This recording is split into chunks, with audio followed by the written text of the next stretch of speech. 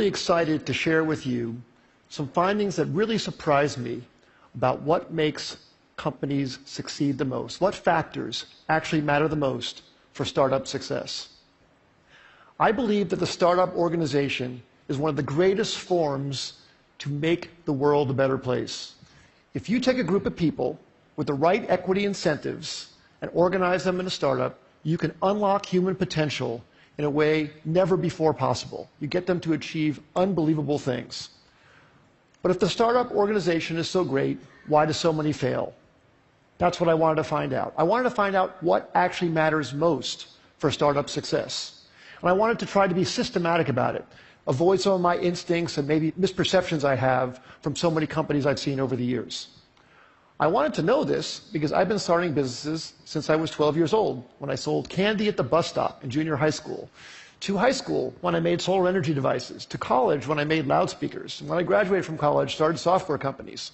And 20 years ago, I started IdeaLab, and in the last 20 years, we started more than 100 companies, many successes and many big failures. We learned a lot from those failures.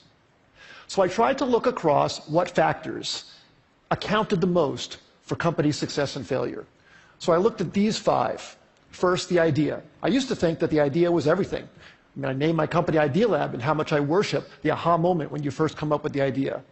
But then over time, I came to think that maybe the team, the execution, adaptability, that mattered even more than the idea. I never thought I'd be quoting boxer Mike Tyson on the TED stage, but he once said, "Everybody has a plan until they get punched in the face." And I think that's so true about business as well.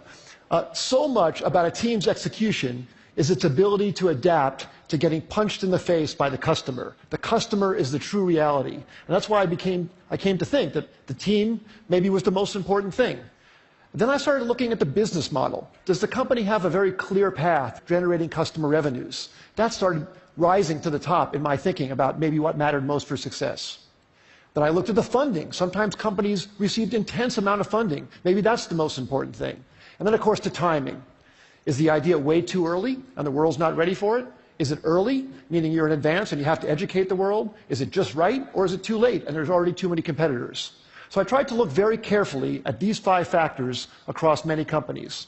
And I looked across all 100 IdeaLab companies and 100 non-IdeaLab companies to try and come up with something scientific about it. So first, on these IdeaLab companies, the top 5 companies, CitySearch, Cars Direct, GoTo, NetZero, Tickets.com, those all became billion-dollar successes. And the 5 companies on the bottom, Z.com, Insider Pages, MyLife, Desktop Factory, People Inc., we all had high hopes for, but didn't succeed. So I tried to rank across all of those attributes how I felt those companies scored on each of those dimensions. And then for non-IdeaLab companies, I looked at wild successes like Airbnb and Instagram and Uber and YouTube and LinkedIn, and some failures. Webvan, Cosmo, Pets.com, Flues, and Friendster. The bottom companies had intense funding. They even had business models in some cases, but they didn't succeed. I tried to look at what factors actually counted the most for success and failure across all of these companies, and the results really surprised me. The number one thing was timing. Timing accounted for 42% of the difference between success and failure. Team and execution came in second, and the idea, the differentiability of the idea, the unique idea, that actually came in third. Now, this isn't absolutely definitive. It's not to say that the idea isn't important. But it very much surprised me that the idea wasn't the most important thing. Sometimes it mattered more when it was actually timed. The last 2, business model and funding, made sense to me, actually. I think business model makes sense to be that low because you can start out without a business model and then add one later if your customers are demanding what you're creating. And funding, I think, as well. If you're underfunded at first, but you're gaining traction, especially in today's age, it's very, very easy to get intense funding. So now let me give you some specific examples about each of these. So take a wild success like Airbnb, everybody knows about. Well, that company was famously passed on by many smart investors because people thought, no one's going to rent out a space in their home to a stranger. Of course, people proved that wrong. But one of the reasons it succeeded, aside from a good business model, a good idea, great execution, is the timing. That company came out right during the height of the recession when people really needed extra money. And that maybe helped people overcome their objection to renting out their own home to a stranger. Same thing with Uber. Uber came out Incredible company, incredible business model, great execution too, but the timing was so perfect for their need to get drivers into the system. Drivers were looking for extra money. It was very, very important. Some of our early successes, CitySearch came out when people needed web pages. GoTo.com, which we announced actually at TED in 1998, was when companies were looking for cost-effective ways to get traffic. We thought the idea was so great, but actually the timing was probably maybe more important.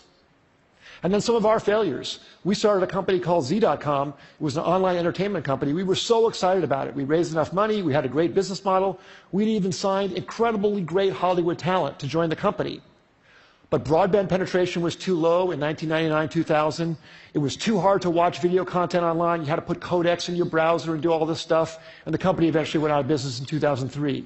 Just 2 years later, when the codec problem was solved by Adobe Flash, and when broadband penetration crossed 50% in America, YouTube was perfectly timed. Great idea, but unbelievable timing. And in fact, YouTube didn't even have a business model when it first started. It wasn't even certain that that would work out. But that was beautifully, beautifully timed. So what I would say in summary is execution definitely matters a lot. The idea matters a lot. But timing might matter even more. And the best way to really assess timing is to really look whether consumers are really ready for what you have to offer them. And to be really, really honest about it, not be in denial about any results that you see. Because if you have something you love, you want to push it forward. But you have to be very, very honest about that factor on timing. As I said earlier, I think startups can change the world and make the world a better place. I hope some of these insights can maybe help you have a slightly higher success ratio and thus make something great come to the world that wouldn't have happened otherwise. Thank you very much. It's been a great audience.